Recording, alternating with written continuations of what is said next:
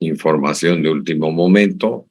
La ingeniera Eliana me dice, doctor, lamentablemente solo voy a poder colaborarlo con los apuntes hasta este viernes en la noche. Bueno, le dije, ya eso dependerá de cada alumno porque después no hay quien se haga cargo de eso. Así que les pido los interesados, porque después yo no voy a estar atendiendo ni viendo ni nada referido a apuntes. Pedía ella. Ok, eso es. Bien. Por otro lado, ya vimos qué es lo que iba pasando conforme nos acercábamos a nuestra realidad. Y entre esas cosas, vamos a ver ya qué pasa con los rayos solares cuando inciden sobre cierto tipo de superficie. Y de ahí vamos a entrar a ver lo que pasa con la atmósfera. ¿Y qué es la atmósfera?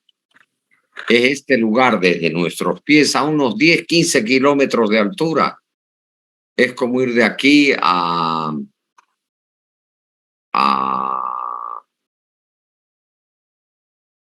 Viru Viru y proyectarlo hacia arriba. La capa donde tenemos oxígeno es bien delgada cuando la proyectamos en la vertical. ¿Ok?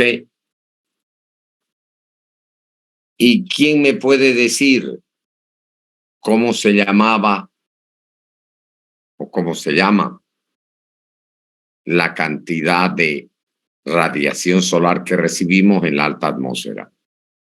A ver, Samira, marcate tu punto. Constante solar, doctor. Muy bien, Samira, eso es la constante solar. Son aproximadamente, creo, 1.650 vatios por metro cuadrado. Tienen que ver que lo que irradia el sol allá lejos, producto de la combustión del hidrógeno en el núcleo del sol y esas llamas que lanza, son aproximadamente 65 a 70 kilovatios por metro cuadrado. Y a nosotros apenas nos llegan 1.650 a nuestra superficie.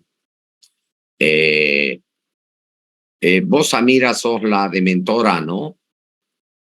La titular es Lorena, doctor. Yo soy la suplente. Bueno, como suplente, ponete más 2 puntos sobre la nota final. Ya, doctor. Gracias. Y le decía a la titular, ¿dónde está Lorena? Se ha ido a tomar café. Ah, bueno, Lorena, ponele más 2 puntos a Samira. Muchos no se acuerdan de eso, pero es importante. Y fíjense ustedes, estamos muy lejos del sol. Emite cerca de 70 y aquí nos llega 1,5. Pero eso es suficiente. Si estuviéramos más cerca nos cocinábamos y más lejos nos enfriáramos. Ok, bueno, empezamos. Ya nos pasamos con los minutos.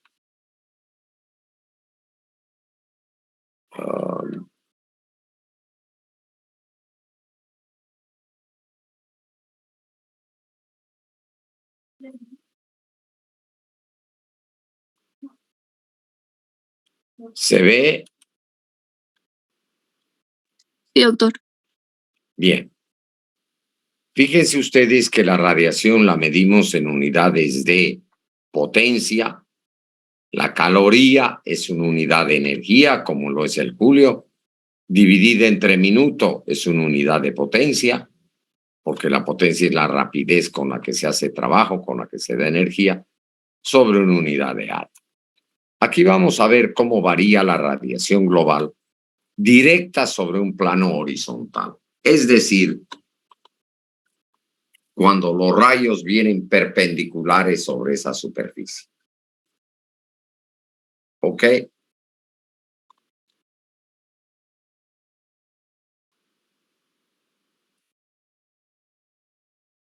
Fíjense ustedes, aquí está en calorías por centímetro cuadrado por minuto. En las primeras horas de la mañana, los rayos son oblicuos, pero tipo 9 de la mañana ya prácticamente recibimos la cantidad máxima de radiación solar y ya por la noche decae. ¿Y por qué decae? Porque precisamente, por más que el plano esté horizontal, ya el sol empieza en el crepúsculo a ocultarse y la radiación que nos llega, no que emite, que nos llega ya es mucho menor. Y cuando hablamos de radiación global, hablamos de la directa, de la que nos llega directamente el sol, más la difusa. ¿Cuál es la difusa? La que nos rodea.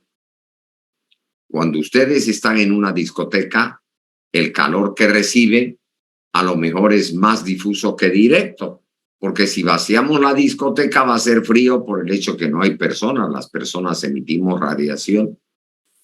Entonces tenemos la radiación directa más la difusa. O sea que prácticamente recibimos una cantidad constante sobre un plano horizontal. Vamos a ver qué pasa con esa radiación global, la directa y la de superficie sobre un plano horizontal.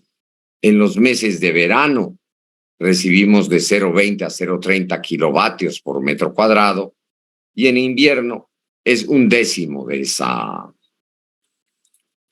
cantidad.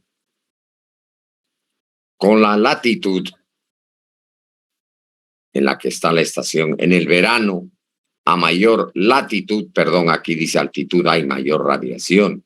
Si se admite mayor radiación, es cuando vienen los deshielos, la producción del agua líquida a partir del hielo, y en invierno, a mayor latitud, menor radiación, vuelve a congelarse.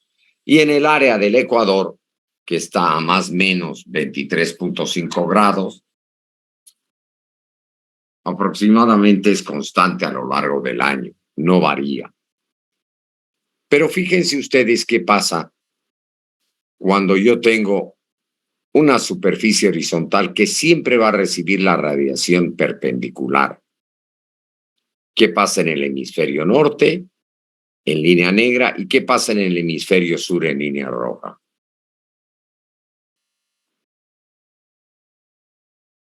En nuestro hemisferio, el verano se inicia en diciembre, enero y dura hasta febrero. Ahí lo tenemos. Recibimos la máxima a los 0,30. Y en invierno, los meses de mayo, junio, julio y agosto, estamos recibiendo del orden de 0,09. Lo opuesto ocurre en el hemisferio norte. En verano, en los meses de verano, junio, julio y agosto, recibe 0,35 kilovatios por metro cuadrado. En la superficie ya aquí abajo, y en invierno pues recibe muy poco. Ahora aquí viene lo interesante. Esto es sobre una superficie horizontal. ¿Qué pasa si yo lo hago sobre una superficie vertical? Va a depender si estoy en el hemisferio norte o en el hemisferio sur. Fíjense ustedes. Si estoy en el hemisferio sur, como el nuestro, y la pared está orientada hacia el norte, este es el hemisferio sur, prácticamente en nuestro verano, esa pared va a ser más fresca. Fíjense, aquí en vez de recibir 0,35, que recibe en verano, va a recibir 0,04. Y en invierno, de nuestro hemisferio, en vez de recibir 0,09, esa pared va a recibir 0,25. Lo opuesto ocurre en el hemisferio norte. En el verano del hemisferio norte, que es junio, julio y agosto, van a recibir muy poca. En el hemisferio norte, en las paredes orientadas hacia el sur. Y cuando les toca su invierno, van a recibir más. Es por eso que aquellas áreas de nuestra casa orientadas en el hemisferio sur hacia el norte van a ser más frescas en verano y más calientes en invierno, directamente por efecto de la radiación solar. Igualmente en el hemisferio norte, las casas orientadas hacia el sur van a ser más calientes en invierno y más frescas en verano. Las estancias o habitaciones que tengamos orientadas a esa.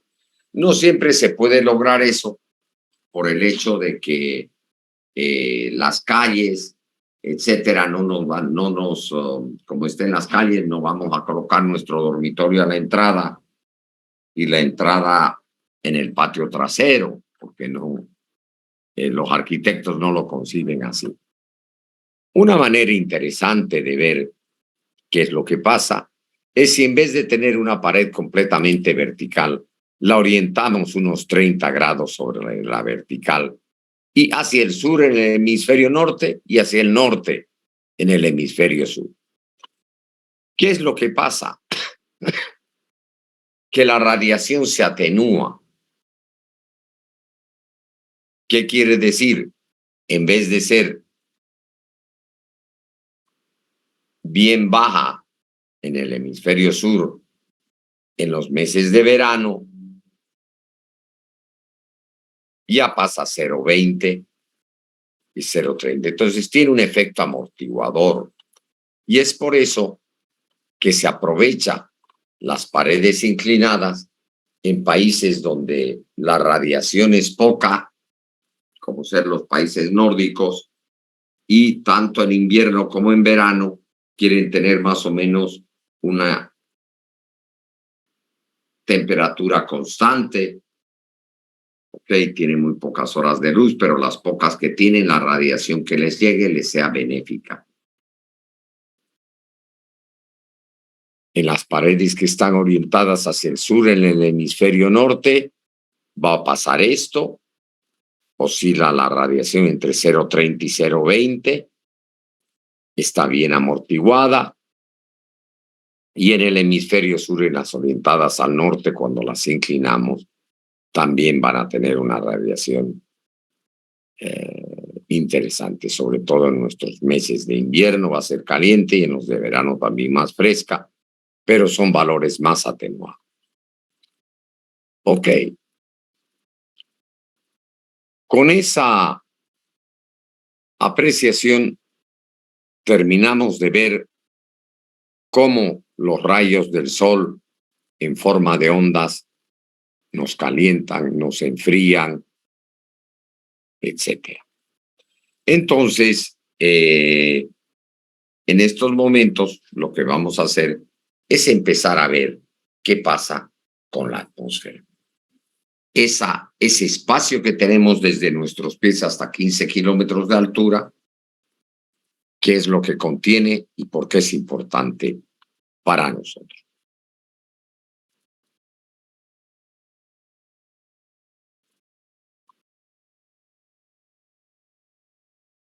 Ok.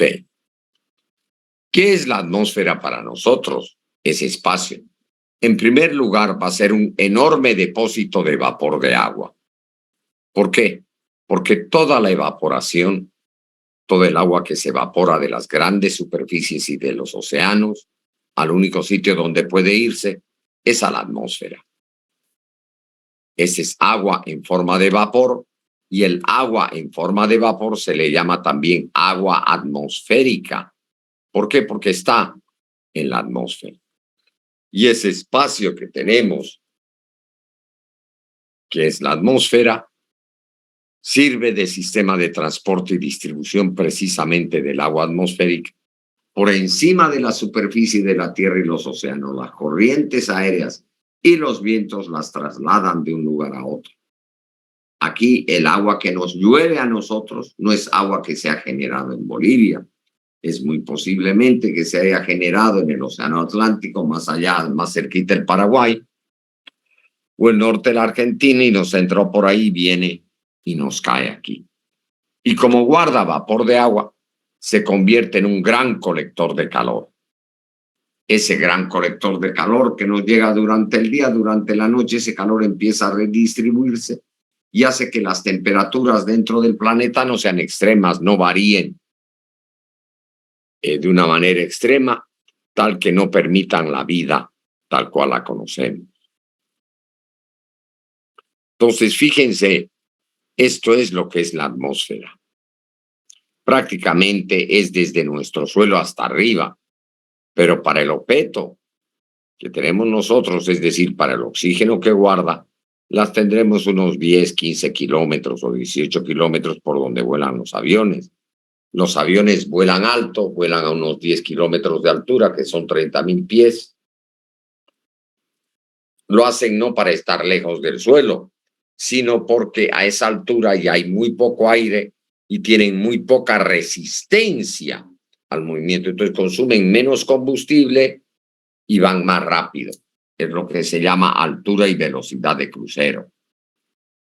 Ya a partir de estos 10 kilómetros, prácticamente afuera de aquí ya no hay oxígeno y la estación espacial está a unos 500 kilómetros de la superficie de la Tierra, que no es nada.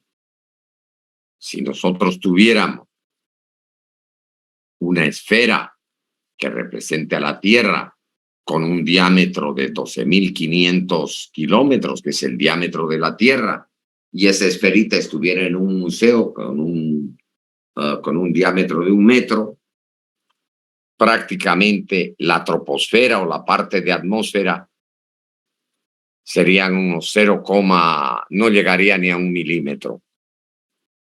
Serían unos pocos milímetros que tendríamos que ver, es prácticamente imperceptible. Y la estación espacial estaría un par de centímetros, ahí cerquita. O sea que lo que conocemos de nuestro propio planeta, convivimos, es muy poco para todo lo que es el mundo de las galaxias.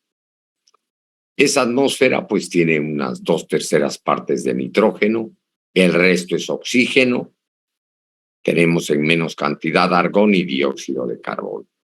Y para ella aplica la ecuación de los gases perfectos, presión por volumen igual al número de moles. Esta es la constante universal de los gases por la temperatura. Pero fíjense, en esta ecuación tenemos 1, 2, 3, el número de moles, y 4 incógnitas.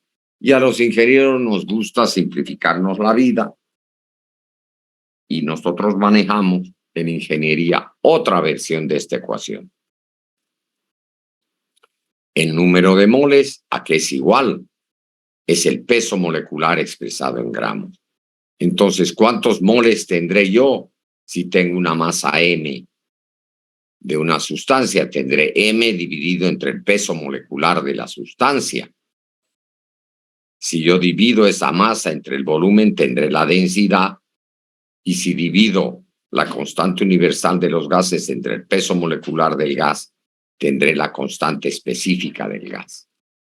Eso me lleva a tener una ecuación que me dice que la presión es igual a la densidad por la constante específica del gas por la temperatura. Tengo solo 3 incógnitas: la presión, la densidad y la temperatura. ¿Y qué pasa con estas 3 variables? La presión y la temperatura, como ustedes habrán aprendido en Hidráulica 1, disminuyen con la altura. Cuando vamos a La Paz o a Cochabamba, la presión atmosférica disminuye y a nosotros se nos sube la presión. ¿Por qué? Nuestro cuerpo, al tratar de entrar en equilibrio a la nueva presión que ha bajado, nos sube la presión. Remedio: tomarse un dedito de whisky. Así, no así. Samira le tira botellas de Singania y regula su presión. Ok. Siguiendo con el tema de por qué la atmósfera es importante para nosotros, ese contenido de vapor, de agua, de la atmósfera, lo medimos nosotros en algo que se llama humedad específica. y sería el peso de vapor de agua que tenemos por metro cúbico de aire atmosférico. Esa cantidad va a variar con el tiempo y el espacio y con la altura. A mayor altura será menor, ¿ok? Porque la masa va a disminuir. Y si la temperatura disminuye y la presión disminuye, esa densidad también va a disminuir. Entonces, el peso de vapor de agua por metro cúbico de aire en los polos va a ser menor que en el Ecuador. ¿Por qué? Porque en esas zonas es más seco, hay menos vapor de agua. Y el campo vertical de la temperatura, ya les he dicho que disminuye. El gradiente es negativo, va disminuyendo, ya sea por conducción o convección. ¿Ok? Fíjense ustedes que lo que existe es inversión de temperatura. En capas cercanas al suelo, el valor de la gradiente. ¿Y qué es una gradiente? ¿Quién me puede decir lo que es un gradiente? No es una grada con dientes, por si acaso.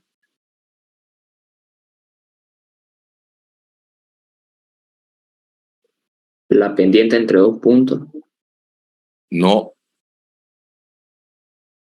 Bueno, también. Pero una gradiente en sentido físico es la variación de una variable en una dirección. Carla Lorena, ponele punto menos a todo el curso. Eso es de... Están ya en tercero de ingeniería.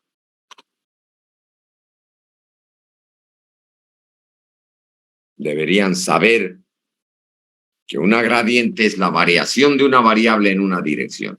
Entonces, en dirección vertical, la temperatura disminuye y la presión también. La gradiente es negativa. Pero, ¿qué ocurre?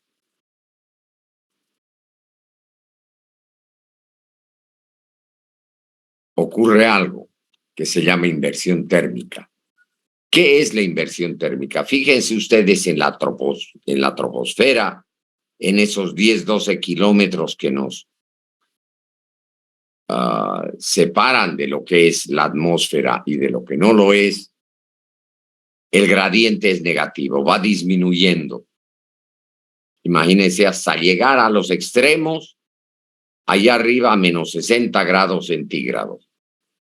Pero cerca de aquí, cerca del suelo, la gradiente, como aquí hay más calor y aquí menos, la circulación del aire también existe en sentido vertical.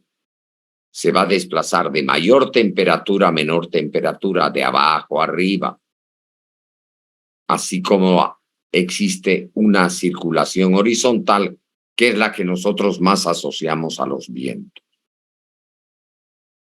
¿Ok? ¿Qué va a pasar aquí cerca? Aquí cerca de la superficie, el gradiente en vez de ser negativo va a ser positivo. Es decir, se va a incrementar la temperatura y a partir de aquí empieza a disminuir. ¿A qué se debe eso? A que el suelo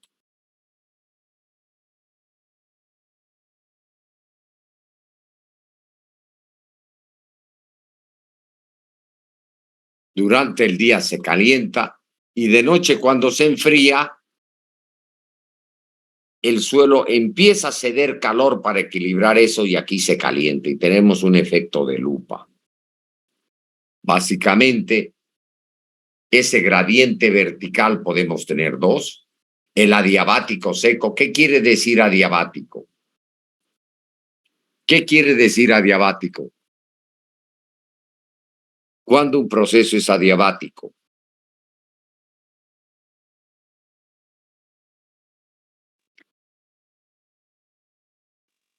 Cuando no intercambia su calor con su alrededor. Exacto, no, cuando no intercambia energía con los vecinos. Agradezcanles a Rebollo. Gracias a él, a José Rebollo. Joseph, ¿no? Sí, ingeniero. Sí, doctor. Ya. No le va a otro punto, porque eso sí debían saber. Un proceso es adiabático, porque no intercambia energía. Es por eso que uno tiene que decirle a las personas, yo te amo adiabáticamente. Te abrazo y no te transmito nada. Te beso y no te transmito nada. Soy egoísta. Soy adiabático. ¿Qué quiere decir? Que todos esos procesos de intercambio de calor son internos, no lo hacen con el medio. Y ese proceso adiabático seco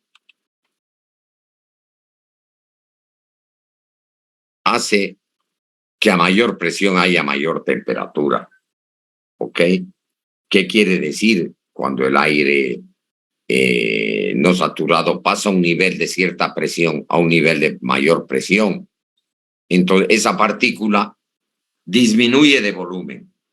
Y al disminuir de volumen se comprime. Y ese trabajo de compresión se convierte en calor.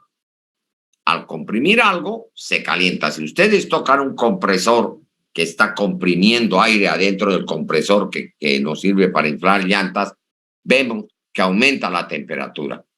Pero ese incremento de la temperatura es interno. Cuando el aire es húmedo o saturado, ¿ok?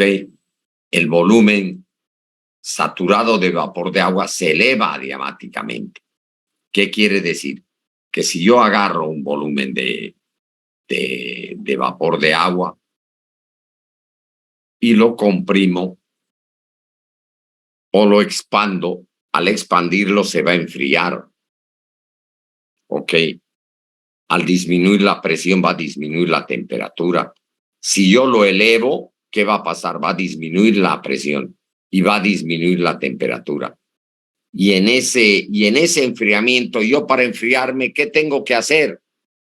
Tengo que liberar calor. Si yo le doy un abrazo a Samira, ¿ok? Y Samira está más fría que yo le tengo que ceder calor, pero el proceso no es adiabático. ¿Por qué? Porque lo estoy cediendo al medio. Si se queda interno, yo libero calor interno. ¿Ok? Me enfrío. Es como uno dice, me voy a tomar un café.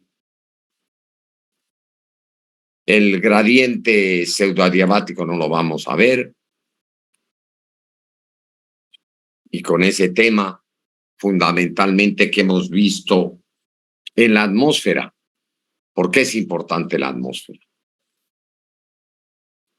Contiene gran cantidad de vapor de agua.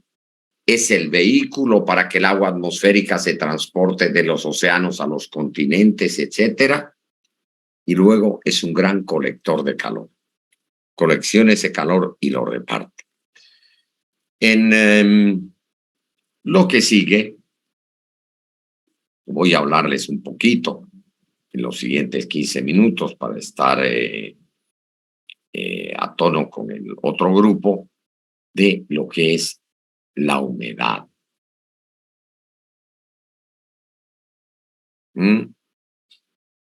Entonces me voy a desconectar. Hay 59, hay 80 inscritos. Díganles a sus compañeros que vengan.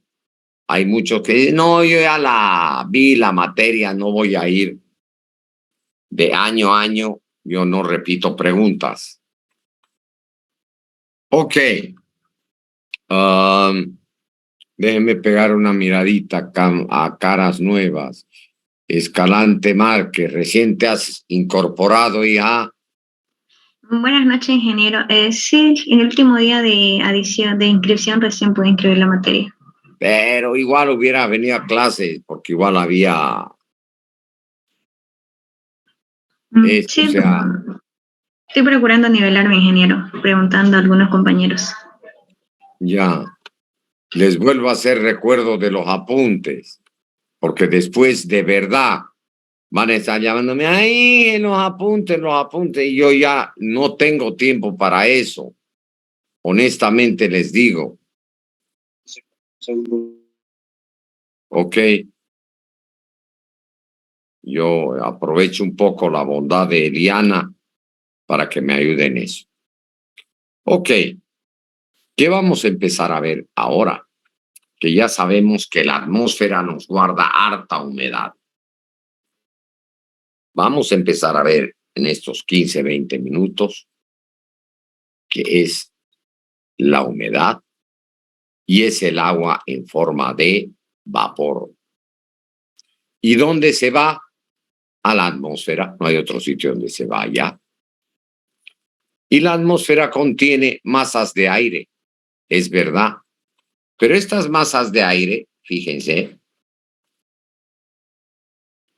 agarro yo, esta es una masa de aire, y aquí va a tener una parte seca y una parte húmeda, si es que tiene humedad. Y a esta humedad que tiene le llamamos vapor de agua. Pero en ciertas condiciones de presión y temperatura,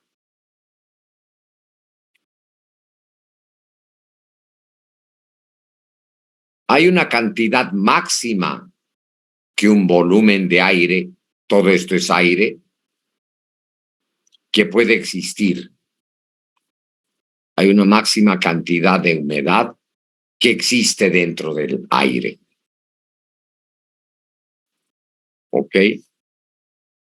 Hay una cantidad máxima de vapor de agua. No es que en un volumen de aire, uy, yo lo pueda llenar y llenar y llenar hasta que esto no.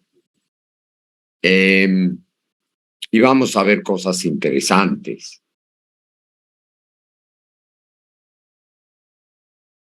A eso se le llama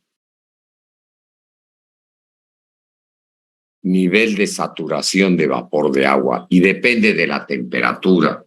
Si ustedes en los apuntes se van a las propiedades del aire, en la parte donde dice T, se van a fijar en grados centígrados, se van yendo a la derecha y hay una columnita donde dice presión de vapor o cantidad de o humedad específica. Los va a dar en kilos de aire por kilos de vapor de agua por metros cúbicos de aire. Y en esa temperatura, esa es la cantidad máxima de humedad que este volumen de aire puede aceptar. Entonces, este volumen de aire va a tener una presión que va a ser equivalente a la que ejerce el aire seco y la parte húmeda del aire, pero puede coexistir. Y fíjense ustedes, si yo hago uso de esa relación que ya les dije antes, de que la presión es igual a la densidad,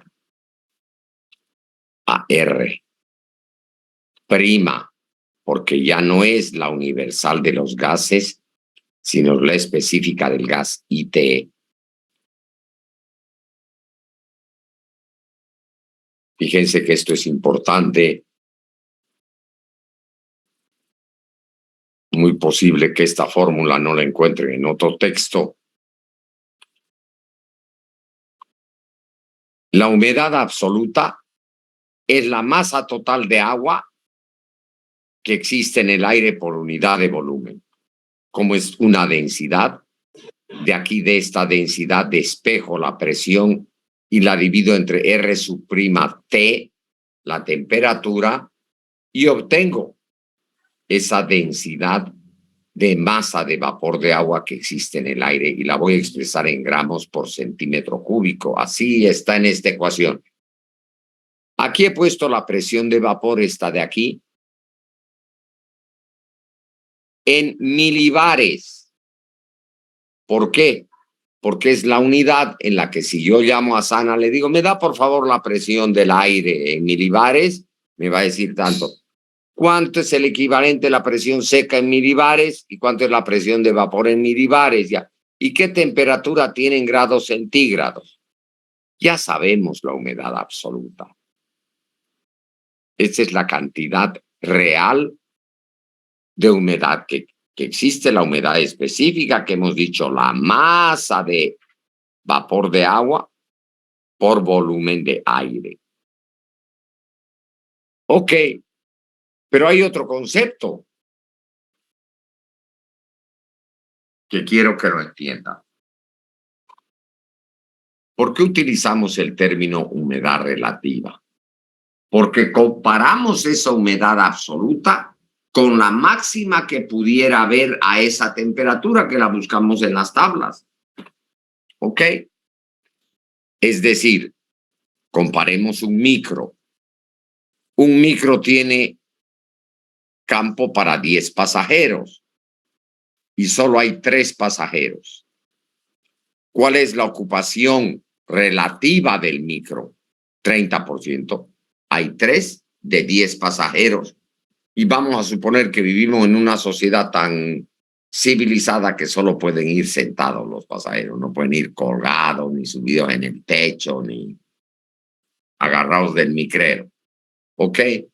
Entonces, la humedad relativa, en primer lugar, es una medida ¿de qué? De que todavía hay campo en la atmósfera para más humedad. Cuando la humedad relativa es baja, por ejemplo, digo 30%, ¡ay! Todavía le entra un 70%. Si es que hay que se evapore, porque la evaporación es un fenómeno potencial. Les adelanto ese concepto. ¿Qué quiere decir potencial? Que tiene que existir 2 cosas para que se dé. El recurso, ok, en ese caso el agua, y la energía. Uno dice la humedad relativa en Potosí es el 30%. Pucha, ahí se puede evaporar harto. Sí, existe energía, vamos a suponer, existe radiación, pero no hay que se evapore. Entonces, no va a pasar nada. Es lo mismo que para beber, Julio César Paz. ¿Qué pasa si querés beber, tenés la energía y no hay trago? No bebés, pues. No, Natalia Aragón, ¿qué pasa si querés beber y no hay trago? No bebés. Y por otra parte, Samira, ¿qué pasa? ¿Ah? Nada, decía que compraba. Pero no hay, pues. Y aunque querrás, no hay ni para comprar. Ahora ya te la cierran temprano la licorería, pues si no viene la alcaldía y la cierra. Entonces, Isa, mira, ¿qué pasa de manera conversiva? Está lleno de trago tu casa, pero no hay la energía para beber. Entonces, por más agua que haya, si no hay la energía, ese calor latente para que se convierta en vapor de agua, nada se va a evaporar. Si estás llena de trago en tu casa y no querés beber, ¿qué pasa, Natalia Aragón? No bebés, pues no. Si lo voy a guardar para el fin de semana o para celebrar cuando pase hidrología. Nos vamos a mojar bien mojados. Ok. Entonces, fíjense que es un fenómeno potencial y que la mayoría de las fórmulas asumen que la energía existe.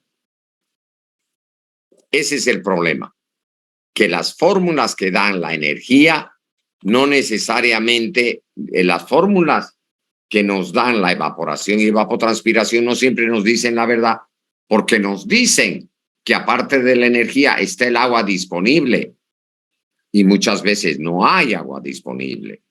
Uno puede calcular la evaporación en Potosí y decir, pucha, oye, la evaporación en Potosí es más alta que en Santa Cruz.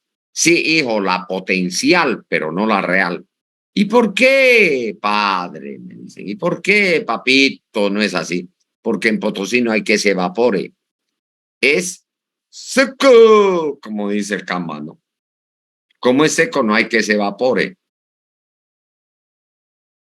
Pero la fórmula, dice, la fórmula te la metes detrás de la oreja. No me miren más. O te la metes al poto, pues si quieres.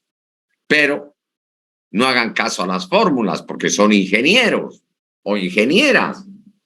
La fórmula les puede dar un número, pero si ese número no está de acuerdo con la realidad, algo le pasa a la fórmula. ¿Y qué ocurre? Sí, que la fórmula está asumiendo que hay agua que se va a evaporar y que hay radiación. Ok. Vamos a seguir un poquito con el tema para acabarlo en unos minutos. Ya hemos llegado a esa relación porcentual de que si yo relaciono la humedad absoluta, los 3 sitios que hay llenos en 10 que tienen micro, digo, la humedad relativa es tanto por ciento. Es la relación entre la cantidad de vapor real que hay y la que pudiera existir a la misma, a idéntica temperatura. O sea, es una indicación del potencial de evaporación que pudiera haber. Porque si yo digo, pucha, si esto está al 30%, le pueden entrar 70 más de humedad. Sí, pero no hay que se evapore. Oye, ya estamos al 90% de humedad relativa. Sí, pero ya el 10% es muy difícil que vaya entrando porque es muy lenta. ¿Ok? Eso sería. Por eso es que la humedad relativa es una medida importante, un indicativo del potencial de cuánto se pudiera evaporar, siempre y cuando exista algo para que se evapore y exista la energía para que se dé. ¿Cómo se determina? Eso lo vamos a ver la próxima clase. Generalmente la humedad relativa se la determina mediante un instrumento que se llama higrómetro, que tiene un bulbo seco y un bulbo húmedo. ¿Y qué son esos dos? Son 2 termómetros de mercurio, los que se forman de los que se compran en la farmacia. Lo coloco uno al otro. Uno tiene un bulbo seco, el TBS, que me va a medir una temperatura, y otro tiene un bulbo húmedo. ¿Qué quiere decir? Que tiene una popelina agarrada al tubito donde mete bueno, no lo vamos a meter a ninguna parte, donde se mide la temperatura, húmedo. Y cuando el aire está seco, la evaporación es más rápida. ¿Por qué? Porque la humedad relativa es poca.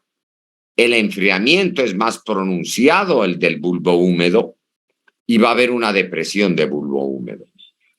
Sin embargo, cuando la humedad relativa está al 100% y ya no se puede evaporar, las dos temperaturas van a coincidir.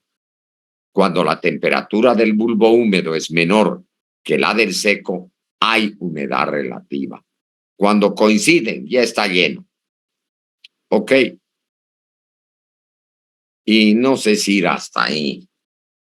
Bueno, como quedan unos minutos, este es el gráfico psicométrico. Esto es de un libro que escribí hace muchos años en Inglaterra. Aquí, en la escala vertical, tenemos el termómetro de bulbo seco, el dry bulb temperature, en grados centígrados. Y en estas líneas oblicuas tenemos la temperatura de bulbo húmedo, el wet bulb temperature. ¿Ok? Y en estas líneas curvas son líneas de igual humedad relativa. Y aquí lo que me está diciendo es la humedad absoluta del aire y la presión de vapor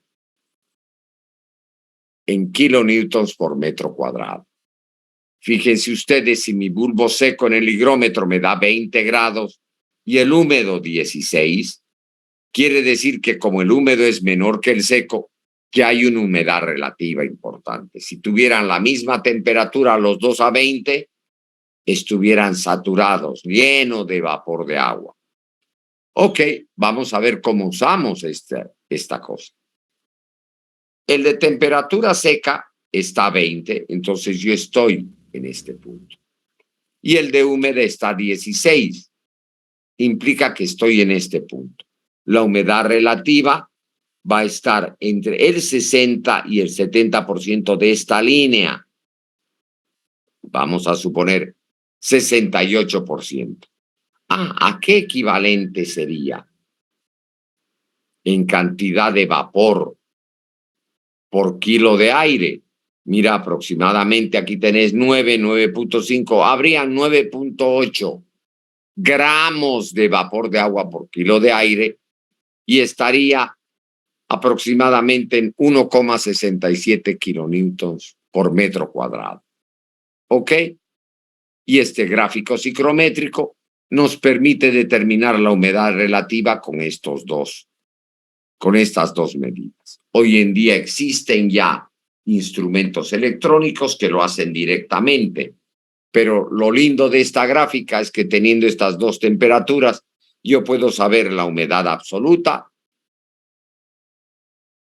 Para obtener la relativa me fijo a 20 grados cuánto va a estar cuánto sería la humedad de saturación y puedo determinar la humedad relativa.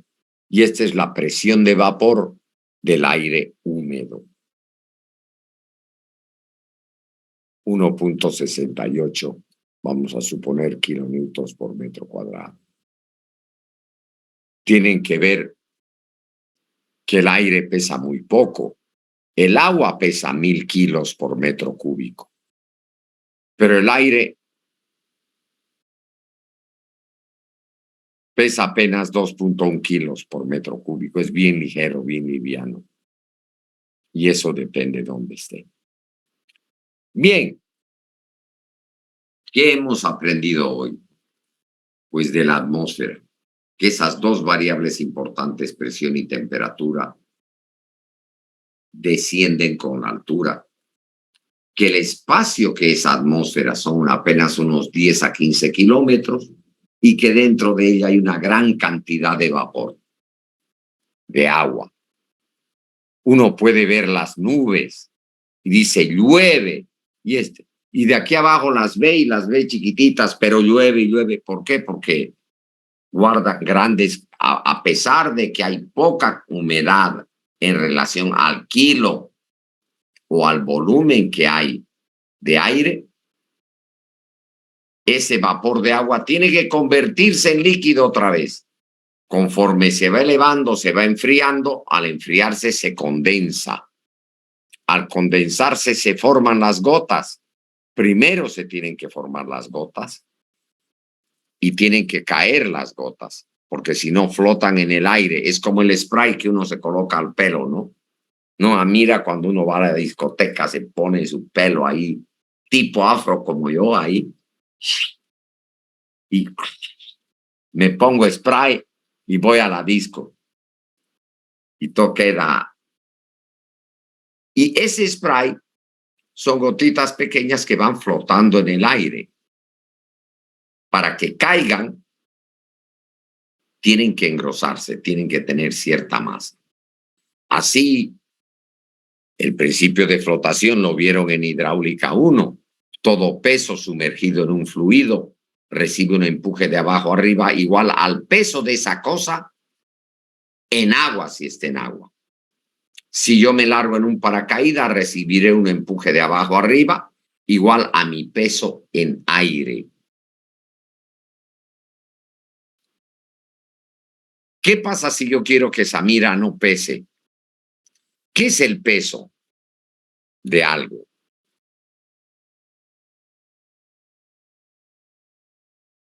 Es el efecto de la gravedad sobre nosotros. Pero si no queremos que la gravedad tenga efecto sobre nosotros, yo la alzo a Samira y ¡pic! Salto al vacío con ella.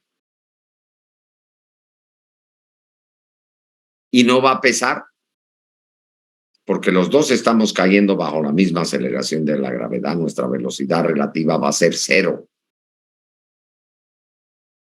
¿Qué cae más rápido? ¿Mi encendedor o una bola de hierro? Lo suelto del piso. A ver, Noemí. Una bola de hierro. Al mismo tiempo. Que es más, tiene más peso. Ambas caen al mismo tiempo. Las Ambas. dos caen al mismo Las tiempo. dos caen al mismo doctor. tiempo. Las dos caen al mismo tiempo. ¿Quién dijo las dos caen al mismo tiempo? Yo. Al mismo tiempo. Yo. Sí. ¿Vos, Lidia? Al Sí. mismo tiempo. Dije. Y Ya, yo, ponele Quimia. punto a Lidia y punto a Fabiel Ramos. Las dos caen al mismo tiempo. Porque la gravedad es la misma. Ay, pero es que el hierro pesa más. ¿Qué te interesa el peso? La atracción de la gravedad es la misma. Es por eso que si yo agarro a Samira y quiero que no pese, como su peso es el efecto de la gravedad sobre ella, tengo que destruir la gravedad. Salto de un avión con ella en brazos. Le digo, mira, no pesas, Samirita. Es que usted es muy fuerte, doctor. Va a decir, no, hija, he destruido el efecto de la gravedad. Obviamente, cuando caigamos a tierra nos vamos a sacar la mugre los dos, porque vamos a impactarla cerca de unos 280 kilómetros por hora. Nos van a recoger en cucharilla, pero al menos no pesas. Ese es el peso, es el efecto de la gravedad. Si yo no le sumo la gravedad a las cosas, no pesaría. Una cosa es masa y otra cosa es peso. Lidia, ¿y quién te enseñó eso? A ver, ya tu risa me lo dice todo. ¿Quién te enseñó eso? ¿Ah? Bien, Lidia, bien. Ahora te has sacado un puntito. Pero Samira no lo sabía, ahora ya lo sabe. Lo importante es que lo sepa. ¿Ok? Bueno. Bien, yo creo que es un buen punto para parar. Saben determinar humedad relativa y en el fondo la humedad relativa, mira, Miguel Beizaga se ha puesto ahí su mundo y esa pequeña cosita blanca que se ve detrás de Miguel, esa es la atmósfera. La pequeña cochinga ahí que rodea al mundo, eso es la atmósfera. Es lo que nos separa del espacio sideral y nosotros. Ella pequeña cochinga de kilómetros, esa es la atmósfera. Bueno, pórtense bien y nos vemos el lunes.